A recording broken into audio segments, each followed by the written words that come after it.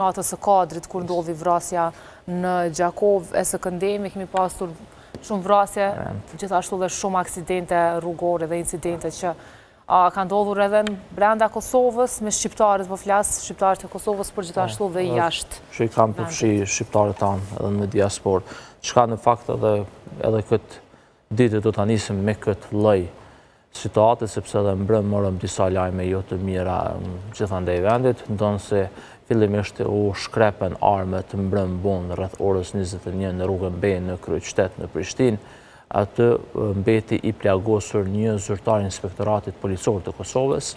Gjatë mbrëmjes së djeshme, policia e Kosovës ka njoftuar se rreth orës 21 kanë marrë informatë për këtë lloj të shtënie me armë në një lokal në rrugën B. Ato ka dalur në vendngjarje policia dhe sipas hetimeve është identifikuar edhe personi i dyshuar i cili është në kërkim e sipër e që i dyshuari është Agron Dulla sipas burimeve të Klan Kosovës, ndërsa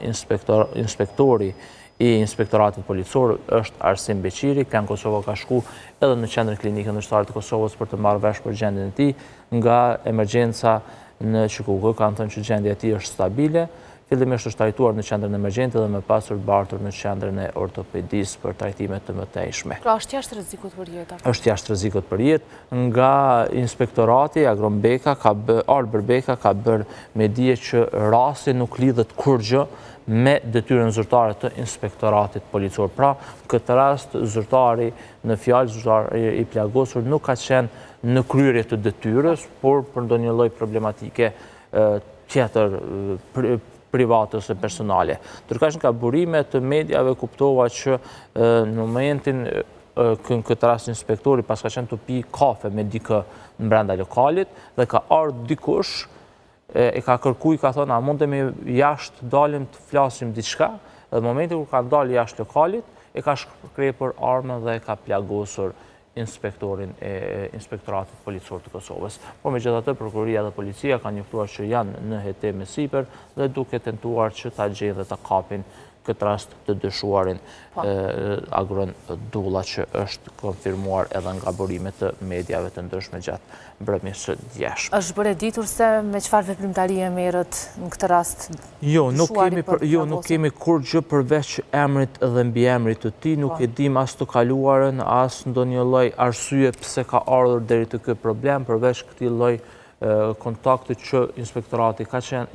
ka qenë të pi kafe me dikë dhe i dyshuarin këtë rast ka ardhur, i ka kërku a mundi me dalë deri jashtë të flasim diçka, dhe në atë moment pas kanë shkrepur armët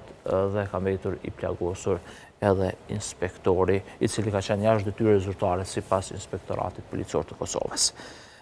Tani një lajm edhe më i dhimbshëm na erdhi nga Gjermania mbrëm, ku një 17 vjeçar është përfshirë në një aksident me fatalitet në Gjermani dhe kësaj ka vdekur 17 vjeçari Anek Babatinca, për të cilën ka njoftuar edhe familja e tij që i ndjerit të varroset gjatë ditës së sotme. Trupi i të riut tashmë është nisur dhe do të mbërri sot në Kosovë për të varrosur me kohën e iqindisë, pra rreth orës 15:13 dhe varrimi do të mbahet në fshatin Pograq të Gjilanit, nga e ka dhe prejardhjen i riu i cili ka vdekur gjatë ditës së djeshme në një aksident me fatalitet në Gjermani. Përveç kësaj, policia pati dje edhe disa aksione të tjera, saktësisht në komunën e Soharekës i zhvilloi një aksion antidrog ku e gjeti një sasi të konsiderueshme dikon rreth 1 kilogram heroin, një sasi e madhe e drogës, e llojit të heroinës. Përveç kësaj, përveç substancave narkotike, policia ka arritur të konfiskojë edhe disa armë e municione të tjera në këtë aksion të cilin e zhvilloi në komunën e Soharekës, e aty ka mbetur edhe 3 persona të tjerë të arrestuar si të dyshuar të përfshirë në këtë vepër kriminale në këtë komunë. Atë përveç drogës janë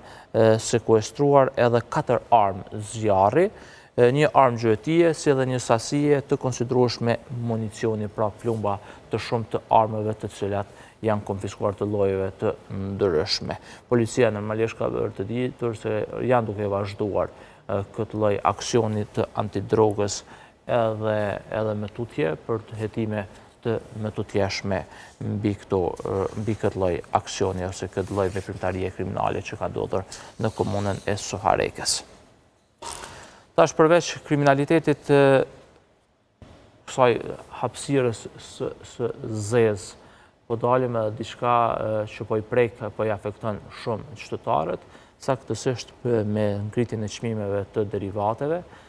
Ka nisur vazhdimësisht çdo ditë po rriten edhe çmimet e biletave të autobusëve. Nga dita e djeshme janë rritur çmimet e autobusëve të linjave ndërurbane nëpër qytete të ndryshme, pra Prishtinë, Gjaku, Prishtinë, Pej, Prishtinë,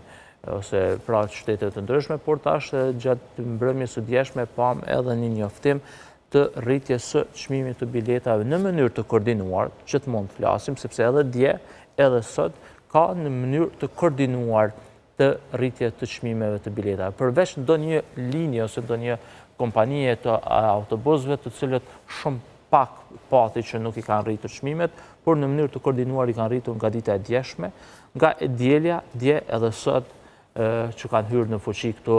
rritje të çmimeve të biletave. Në Istog, tash e tutje çmimi do të jetë Istog Pej 2 euro, me gjas kishte qenë 1,50 euro, edhe për fshatra tjera janë rritur që i kemi këtu, thuaj se nuk ka mbetur asnjë bilet nën 1 euro, kryesisht janë 1 euro e tutje edhe për fshatrat e rrethinës së Pejës dhe rrethinës së Istogut. Paktën kështu ka qenë edhe njoftimi ditës së djeshme. Në njoftimin e publikuar dje nëpër mediat lokale të komunës së Istogut të Pejës, thuhet që si arsye kryesore e këtyre rritjeve të çmimit është kosto e lartë e mirëmbajtjes së autobusëve. Fillimisht